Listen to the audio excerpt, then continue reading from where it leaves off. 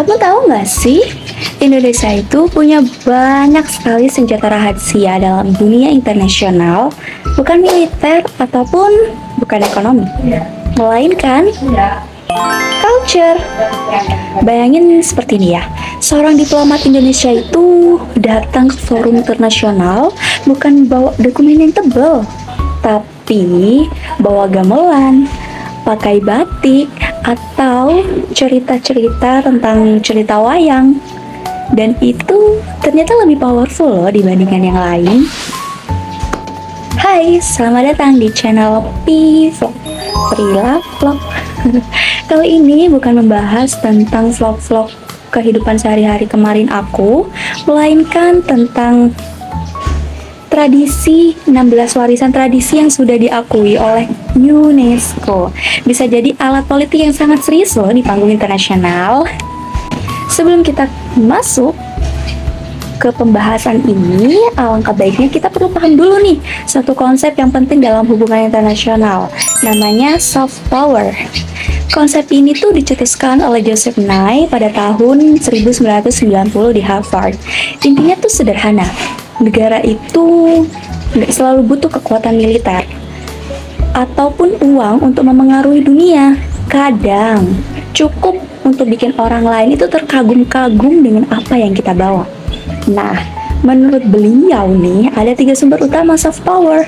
Yang pertama budaya, yang kedua nilai-nilai politik, dan yang ketiga yaitu kebijakan luar negeri. Sedangkan dari Indonesia sendiri, Indonesia itu punya sumber daya yang luar biasa yang kaya. Indonesia saat ini tuh memegang 16 item warisan budaya tak benda yang sudah resmi diakui oleh UNESCO.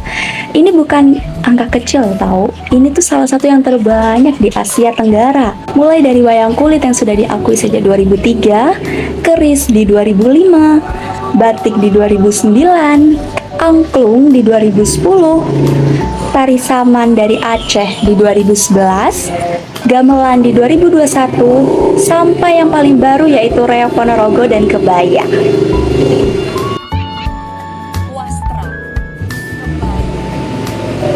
Tapi pertanyaannya, kenapa pengakuan UNESCO ini paling penting buat diplomasi Indonesia? Jawabannya adalah ketika UNESCO mengakui sebuah budaya itu, artinya budaya itu paling punya nilai universal yang diakui oleh dunia. Dan nilai universal itu bisa jadi modal untuk membangun hubungan, memperkuat citra, dan bahkan menyelesaikan konflik antar negara. Kita bahas dari kasus yang pertama dulu ya. Kalian pasti tahu kan tentang konflik-konflik antara Indonesia dan Malaysia. Apalagi kalau bukan tentang rendang, batik, atau yang lainnya. Orang-orang pasti sudah tahu kan tentang konflik-konflik kayak gini. Ketika Malaysia tuh mengklaim beberapa budaya yang dianggap milik Indonesia, termasuk batik atau rendang atau yang lainnya, respon pemerintah Indonesia itu bukan yang ayo kita bertengkar, enggak, tapi mereka itu mendaftarkan beberapa warisan itu ke UNESCO tahu. Dan ini loh bukti nyata bahwa budaya bisa jadi senjata diplomatik yang sangat efektif. Nah, kasus yang kedua adalah pencaksilat goes global. Contohnya ini pencaksilat sejak diakui oleh UNESCO sebagai warisan tak benda pada Desember 2019 kemarin. Pencaksilat itu mulai digunakan sebagai instrumen diplomasi yang aktif di Indonesia. Kasus yang ketiga yaitu wayang di Amerika Serikat. Pertunjukan wayang kulit di Amerika Serikat. Kedutaan Indonesia itu di Washington secara rutin menggelar pertunjukan wayang sebagai bagian dari diplomasi budaya.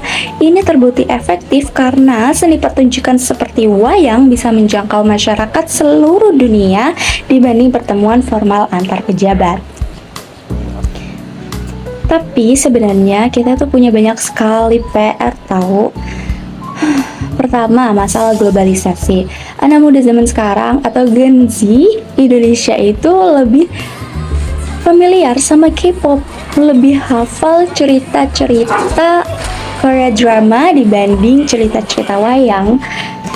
Ini nih kita tuh sebenarnya butuh pelaku aktif untuk supaya tradisi-tradisi kita itu keluar dunia, ke internasional. Yang kedua yaitu ada investasi pemerintah ke lembaga seni dan budaya.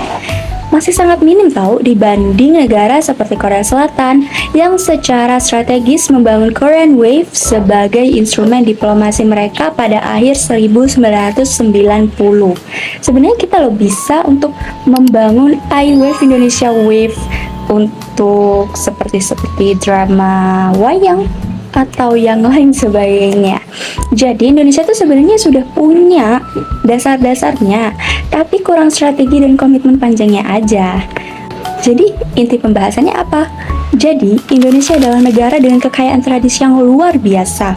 16 warisan UNESCO ini bukan sekedar gelar tahu, tapi itu adalah aset diplomatik yang nyata.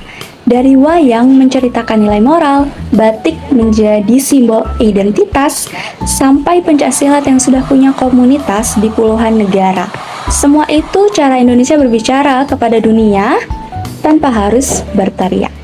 Kalau kamu suka video aku yang seperti ini tentang video edukatif, jangan lupa untuk subscribe, like, dan share ke teman-teman kamu, dan jangan lupa untuk tinggalkan komentar.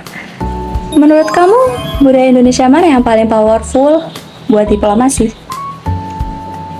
Sampai jumpa di video selanjutnya.